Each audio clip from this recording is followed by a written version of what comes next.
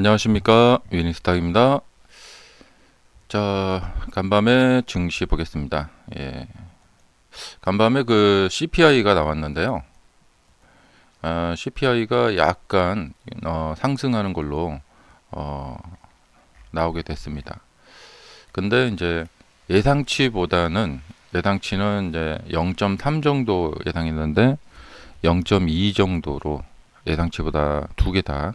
예, 자, 먼슬리하고 이얼리 다 예상치보다는 좀 낮게 나왔지만 이제 그냥 이 팩트 수치로 봤을 때는 0.1에서 0.2로 예, 물가가 올랐다. 예, 이렇게 좀 나오고 있습니다. 자, 이건 근원이고요. 이제 일반도 0.1에서 0.3으로 올랐고 2.4에서 2.7로 올랐다. 지금 뭐 9월에 금리를 인하하냐 마냐 뭐 이런 얘기들이 막 오고 가고 있는 와중에 또 파월 의장도 금리를 인하하긴 인하해야 될 것 같은데 지금 나오는 이 관세 정책에 의한 물가 변동에 확인이 필요하다. 예, 그래서 데이터를 보겠다라고 이렇게 말을 해놓은 상황이고, 자, 그런 상황에서 CPI가 이렇게 나왔습니다. 이거에 대해서 이제 어, 주가 반응은 어땠느냐? 자, 저녁 9시 30분에 그 CPI가 나오죠. 그리고 이제 그 이후에 이제 주가 반응은 테슬라 같은 경우에는 막 이렇게 올라갔습니다. 예. 물가 올랐는데 주가 반응은 그걸 무시해 버린 거죠. 예. 원래 이제 CPI가 그렇게 딱 높게 나온다. 그럼 금리 인하가 멀어지겠구나 하면 더 떨어져야 되거든요. 근데 그냥 올라 버렸어요. 자, 그 엔비디아는 이제 중국에 그 저가형 AI 칩이 수출되는 것이 허가됐다 해서 엔비디아는 이제 좋았지만 이제 너무 이제 급등을 하다 보니까 그 이후에 CPI 발표되고 나서 그뭐 다소 좀 올랐습니다. 예. 자, 프리마켓이라는 것은 뭐냐면 이 프리마켓은 이제 시가를 결정하게 됩니다. 프리마켓에서 이렇게 저렇게 막 이렇게 그 매매를 하면서 자, 오늘의 시가가 결정이 되는 시간이죠. 예. 자, 그래서 이제 엔비디아가 이렇게 급등을 했고 엔비디아가 워낙에 지금 시가총액이 크잖아요. 그렇기 때문에 나스닥 지수가 갭상승을 이렇게 딱 하게 됐습니다. 네. 하지만 이제 본장에서는 프리마켓 그거 아니야. 이렇게 된 거예요. 예. CPI 높게 나왔는데 무시한다고? 그거 아니야. 이렇게 나온 거죠. 그러면서 지속적인 매도가 나왔습니다. 그 다음에 그동안 많이 올랐어. 이제 수익 실현 매물이 나오겠죠. 자, 그래서 그동안 좀 많이 올랐기 때문에 이 수익 매물이 그 나온 그런 하루가 되지 않았나 그런 생각이 들고요. 하지만 뭐 여전히 지금 추세 속에 있고 아직은 이 저점을 깨트리는, 그러니까 이렇게 저점이 이렇게 낮아지는 그런 것을 지금 아직은 보이지 않고 있습니다. 예. 근데 여기서 이제 중요한 변곡점이 발생이 되는데 만약에 여기서 저점을 깨트린다, 오늘 저녁에 이걸 깨트린다, 그러면은 다시 올라서 여기를 넘어가야 되는데 호재가 있어줘야지 올라갈 수가 있는데 그렇지 않으면 좀 쉽지가 않아요. 예. 왜냐하면 그동안 많이 이렇게 올라놓은 게 있기 때문에 여기서 깨지면 저항을 받게 되죠. 지난번에 이 하락하는 과정에서 보면은 자, 이렇게 쭉 올려놓고 이게 깨지게 되면 반등이 나오더라도 바로 저항을 받고 이렇게 떨어져 버립니다. 여기서 이렇게 반등을 하려고 해도 쉽지가 않아요. 결국에 이것은 어떻게 되냐면 가격을 떨어뜨려서 이쪽으로 다시 플랫폼을 잡고 여기서 다시 시작을 시키는 방법밖에 없어요. 근데 여기서 일시적으로 떨어졌다가 강력한 호재가 있다. 정말 강력한 거. 그러면 뚫어버립니다. 이렇게 바로. 예. 하지만 바로 뚫을 수가 없었죠. 예. 결국에는 조정 타임을 가졌어야만 됐다는 것이죠. 자, 여기서 이제 좀 밀린다. 예, 저는 좀 조정이 나올 거라고 예상을 하고 있는데 여기서 이게 밀린다. 예, 그러면은 이게 여러 개의 고점을 만들어 놓은 상태에서 밀리게 되면 반등이 어려워요, 바로. 근데 하나 정도 고점 만들어 놓고 밀렸다. 그러면 이때는 좀 반등이 할 수도 있는데 지난번을 이제 이 타산지석 삼아야 되는데요. 올렸다가 여기서 저항을 만나서 또 왔다 갔다 이렇게 된다. 그러면 이제 지난번처럼 또 이런 형태가 만들어지겠죠. 근데 바로 뚫어버린다. 예, 그러면은 조금 더 갈 수 있어요. 이렇게. 예. 하지만 여전히 비싼 가격은 비싼 가격이죠. 자, 지금 나스닥 상태가 이제 얼마나 이제 고평가 상태이냐. 지금 120선으로부터 엄청나게 멀리 떨어져 있고요. 지금 주봉 상태입니다. 예. 그 다음에 이 보통 나스닥의 이제 50주선 위쪽에 있을 때는 고평가, 아래쪽에 있을 때는 저평가거든요. 그래서 이 50주선을 이렇게 지키면서 가잖아요. 그러다가 이게 깨지잖아요. 예, 그러면 여기서 이제 저가 매수 기회가 되는 거죠. 이렇게 50주선 밑으로 내려오면은 여기가 다 이제 저가 매수 기회가 되는 거죠. 그리고 이제 추세를 돌파하면 여기서 이제 매수 찬스가 나오는 거고요. 자, 그래서 이제 앞으로는 이게 이제 뭐 조정이 좀 있더라도 여기 또 찍고 이렇게 올라가면 돼요. 예. 그래서 이것이 이제 어떻게 되는 것인가. 앞으로 이게. 예. 자, 여기를 이제 잘 지지대 삼아서 또 이렇게 올라가면은 이제 연말 쪽으로 이제 여기 한 지금 7월 중순인데 이제 한 8월 초까지 조정했다가 이제 9월쯤 10월쯤 해서 연말 랠리 이렇게 갈 수도 있고 여기가 이렇게 무너질 수도 있고 다시 이제 120 이쪽으로 와서 여기서 다시 이제 저가 매도 찬스 또 이제 장기 이평에 지지받고 이 지지가 무너져 버리면 이제 밀려 버리는 거고요. 그러니까 이게 이제 반복인데요. 자, 22년에 있었던 이제 이 이제 다시 이제 여기서 이제 이렇게 반복이 되느냐, 여기를 찍고 이렇게 가느냐, 이런 대목을 잘 보시면서 이제 전략을 짜시면 좋으실 것 같아요. 예, 지금 보면은 모든 이평 위에 주가가 있죠. 예, 이것은 모두 다 수익이 나 있다는 상황입니다. 그리고 장기 이평과 멀어졌다는 것은 이전에 오래전에 샀던 사람들이 수익이 좀 극대화됐다. 그렇기 때문에 수익 실현이 한번 나올 가능성이 있다. 그리고 이제 모든 사람들이 수익이 나 있는 상태이기 때문에 신고가이기 때문에 이 신고가일 때는 조금 더 가려면 갈 수가 있겠죠. 왜냐하면 저항이 별로 없어요. 하지만 가격 저항이 생기는 거죠. 이게 너무 벌어지게 되면은 누군가는 수익이 너무 극대화되기 때문에 이 수익을 덜어내려고 특히 세력들은 수익을 좀 덜어내죠. 너무 수익이 많아지면은 리밸런싱을 하죠. 그래서 신고가는 이제 저항은 없지만 가격 자체가 저항이 생긴다는 것이에요. 이제 그것을 우리가 작년 연말에 한번 본 적이 있죠. 신고가로 잘 가고 있지만 가격 자체가 이제 너무 많이 가면 저항을 받게 되는 것이죠. 그러니까 주가는 계속 그런 거예요. 지지받고 저항받다가 또 지지받고 저항받다가 이렇게. 근데 올라갈 때는 이제 끝없이 계속 갈 것 같아요. 그러나 역사가 증명하고 있는 것인데 끝없이 올라가는 주가는 없다. 길게 상승하는 주가는 있어요. 이렇게. 그러나 결국에는 저항을 만나게 된다. 그리고 길게 상승한 만큼 조정도 무시무시하다. 네. 그래서 이 상승은 폭탄 돌리기다. 누가 고점을 잡게 되느냐. 잘못하면 내가 산 지점에서 폭탄이 터지면서 이렇게 떨어져 버릴 수 있죠. 자, 그리고 뭐 테슬라는 뭐 임원이 한 명 뭐 그만뒀다고 하는데 이런 뉴스 때문에 뭐 떨어진 건 아니고 그냥 그동안 그래도 여기 좀 짧지만 일종의 랠리가 일어난 거거든요. 일종의 이렇게 워낙에 이렇게 랠리가 일어났기 때문에 사실 전날 여기 322에서 예, 마치 기다렸다는 듯이 예, 튀어나온 못을 자 목수가 장도리로 망치로 딱 때리듯이 이렇게 딱 때려버렸거든요.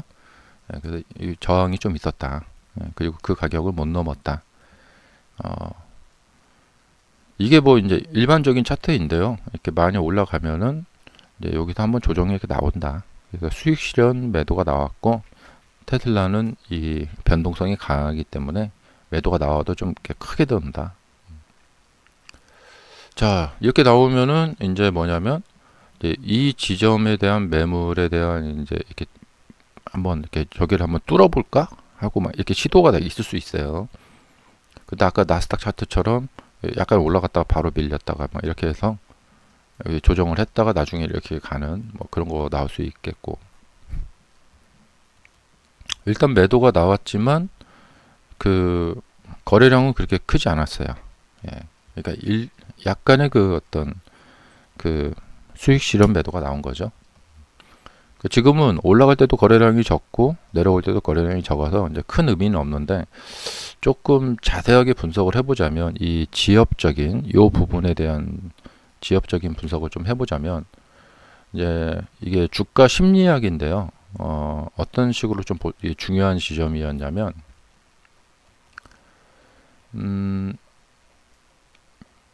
그러니까 지속적으로 좀 상승을 할 거라는 생각이 좀 많이 몰렸던 것 같아요.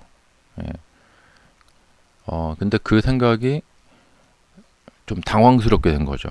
예. 이렇게 쭉 빠지게 된 것이. 그러니까 이 모양새를 보면 사람들이 상당히 당황했다는 거예요. 그러니까 이 모양이 하락이 나오기 전 모양을 보면은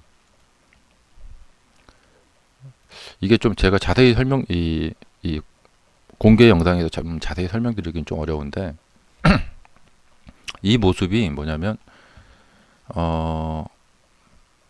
일종의 이런 거예요. 뭐냐면 여기서 이게 딱 떨어질 때 이 그러니까 숏 치신 분들이 상당히 숏이나 옵션 치신 분들이 상당히 자신감을 갖고 숏을 친 거예요.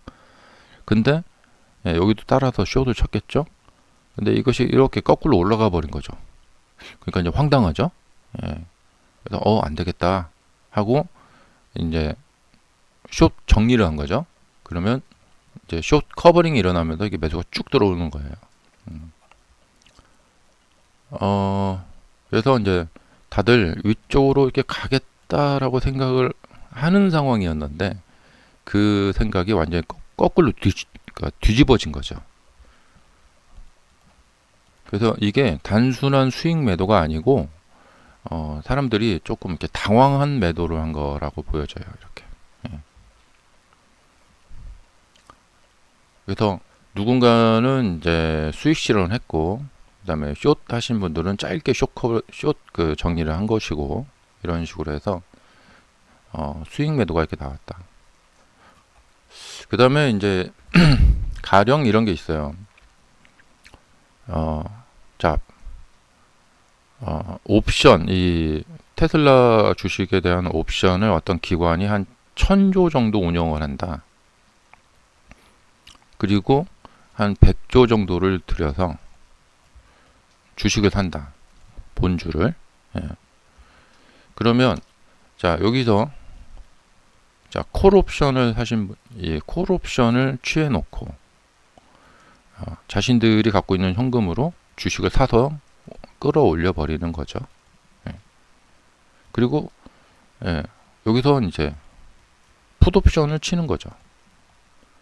그리고 자신들이 가지고 있는 테슬라 주식으로 이걸 매도를 해서 떨어뜨리는 거예요.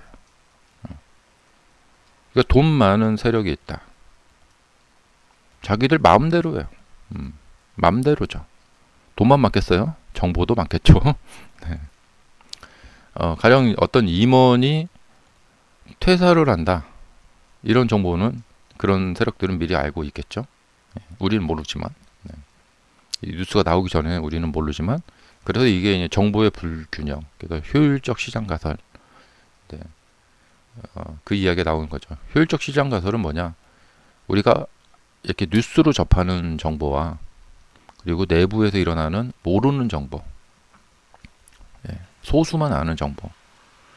이 정보의 두 가지가 합이 주가로 나온다는 겁니다.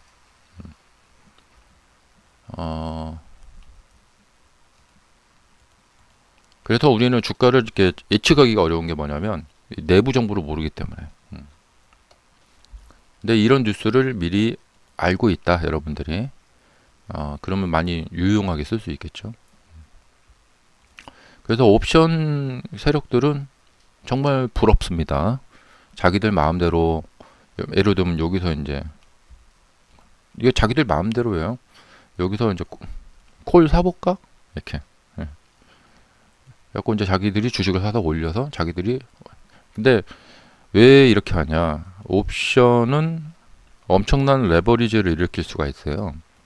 이 주식은 좀 그렇게 하기가 좀 어렵죠. 뭐 레버리지로 살 수 있긴 하지만 저도 옵션을 안 해봐서 모르겠는데 보통 이제 옵션은 뭐 1억이 있으면 한 5억 원어치 정도를 살 수 있다 그래요. 근데 선물 같은 경우에는 1억이 있으면 한 3억, 아니 3억, 아니 한 여기 한 5억이 아니라 한 7, 8억 되겠네요. 여기가 한 5억 정도 되겠고, 주식도 이제 주식담보 뭐 신용대출 미수 몰빵 하면은 1억이 있으면 한 2.5억이나 한 3억 정도 살 수 있겠죠. 그렇기 때문에 옵션에 돈을 조금만 들여도 많이 살 수 있기 때문에 나머지 돈으로 이 주식시장을 들었다 놨다 하는 거예요. 돈 많은 세력이. 그러면 자기들이 미리 옵션 풋을 때려놓고 주식을 막 매도해서 주가를 떨어뜨려서 돈을 버는 거예요. 그러니까 옵션에서 훨씬 많이 돈을 벌 수가 있죠. 그러니까 주식시장에서 조금 돈을 잃어버려도 옵션에서 많이 돈을 벌 수가 있기 때문에 뭐 이런 식으로 조작을 하려면 할 수가 있겠죠. 그리고 미국의 그 SEC라고 증권감독위원회에서 테슬라 좀 정밀 조사를 한번 해봐야겠다. 그렇게 달려들면은 이런 이상한 세력을 못 잡아낼 것도 없어요. 사실은. 이래서 주식시장이나 금융시장이 그렇게 아주 정의로울 수가 없어요. 잡아내고자 정말 마음을 먹는다. 그러려면 잡을 수가 있겠죠. 그러니까 세상은 정의로울 수가 없다. 이런 곳에서 우리가 이제 매매를 하고 있다. 그러니까 제가 주가 차트를 보면은 이거 누가 자꾸 개입을 하는 것 같다. 여기도 그래요. 기다렸다는 듯이 매도를 때려버리더라고요. 뭔가 좀 이게 좀 인위적인 느낌이 확 드는 거죠.